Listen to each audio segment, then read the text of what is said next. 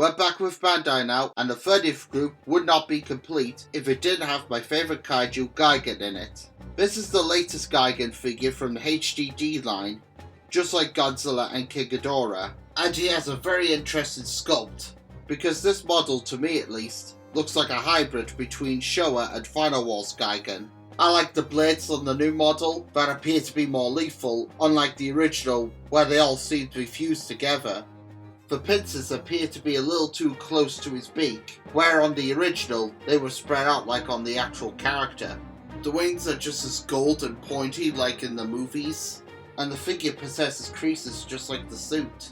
If you saw my review on the Bandai Movie Monster Series Gigan, then you may recall me commenting on the original figure being blue, and then when re-released back in 2018 he was given the correct green colour scheme. But the HG D Gigan that came out a few years later hasn't been given the same treatment, as they have painted him blue. Now if you're a Doctor Who collector, then I'm sure that you'll be familiar with most of the merchandise on the Gold Supreme Dalek having a black neckerine instead of gold like in the series. Well, there seems to be a similar case with Bandai's Gigan figures. They're either green or blue.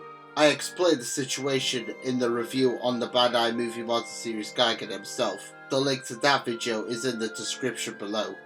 Here he is with the 98 Gashapon Gigan figure, and when comparing them both, there's really no competition, as I love both models.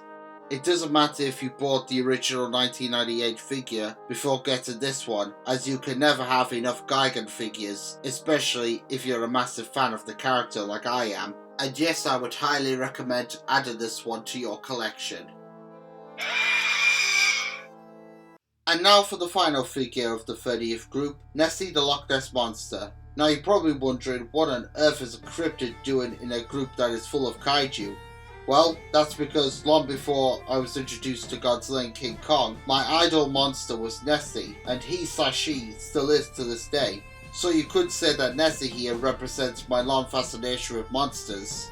And if you're familiar with your history of unmade Toho movies, then you'll know that Nessie herself was almost turned into a kaiju.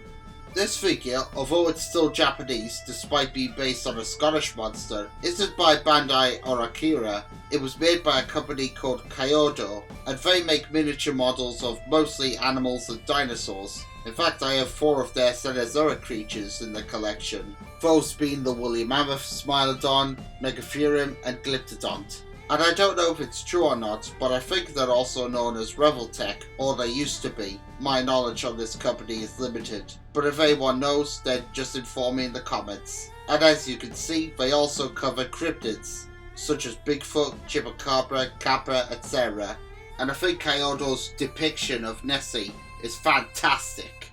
This is how I pictured the creature to look like. Something that resembles a plesiosaurus, but with some features that the real animal never possessed, such as those horns on the top of the head, but then again those might be breathing tubes. I'm impressed by the humps on the back, which are another iconic feature for the Loch Ness monster, as well as the fins on the tail, and is that a spike at the end? Like Kong from the GVK group, Nessie comes with an accessory, which is a display stand that is meant to resemble the Bomb of Loch Ness. And I'm so glad that Nessie came with this, as it shows him in a swim pose. Oh yeah, you may have just noticed that I called Nessie a he. Well, that's because I think there's more than one creature living in Loch Ness. But if you're not happy with that and you believe that Nessie is a she, then I made another figure review on Nessie. The link to that video is in the description, and I referred that one as a she. So you're not happy here, then go watch that. My favourite part on the model would be the head, not only for the horns or breathing tubes as I mentioned earlier, but also the teeth. So this has got to be the most menacing looking Nessie ever. The figure has a glossy polish to show that this is a resident of Loch Ness, and the paint job is perfect, ideal for a creature that lives in the depths of Scotland's deepest lake, and only occasionally comes up to breathe.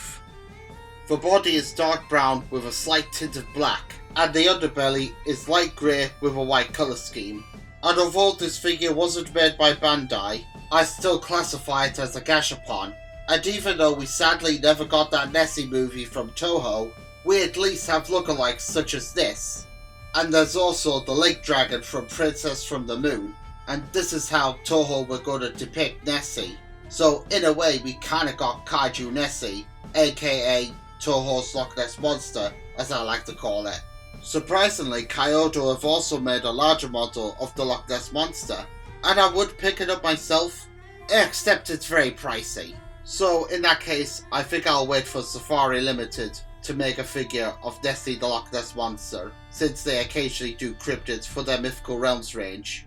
In Scotland, there are loads of Nessie merchandise, and yet it is Japan that has made more figures of the Scottish monster, which is ironic because Japan also has a lake monster of its own, called Ishi, fun fact.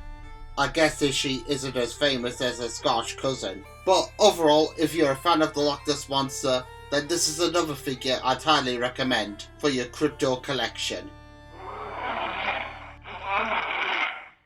And that's it for the 30th group, guys. 4 Kaiju and 1 guest cryptid.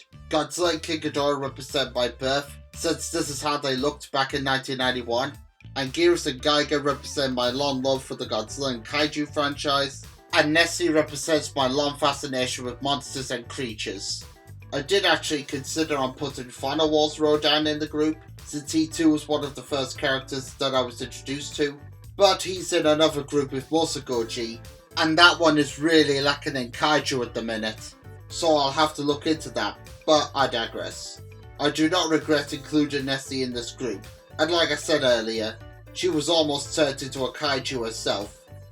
The 30th group did, believe it or not, originally have Godzilla Ultima from Godzilla Singular Point in it during its early days, but I felt like he was the wrong incarnation to be part of a group that was supposed to celebrate my 30 years of existence. So I got Ghidorah instead, who I think is more ideal, and at present Ultima is just sharing groups, until hopefully Bandai make more Gashapon figures of other Kaiju from Godzilla Singular Point. Even though the 30th group is part Heisei and part Showa, I pretty much have the cast from Godzilla vs. Gigan, which is my favourite Godzilla movie out of the Showa period, despite having the wrong incarnations of the 2 alpha predators, but you get the idea. By the way, I know that I've been absent a lot recently, but for this particular one, I had a reason for that. You see, not long after I uploaded the officials, I had COVID for a fortnight. However, I'm back on my feet, and hopefully I'll try and be more regular with future videos. This is Dragonzilla signing out. Take care, and I'll see you all next time. Bye for now.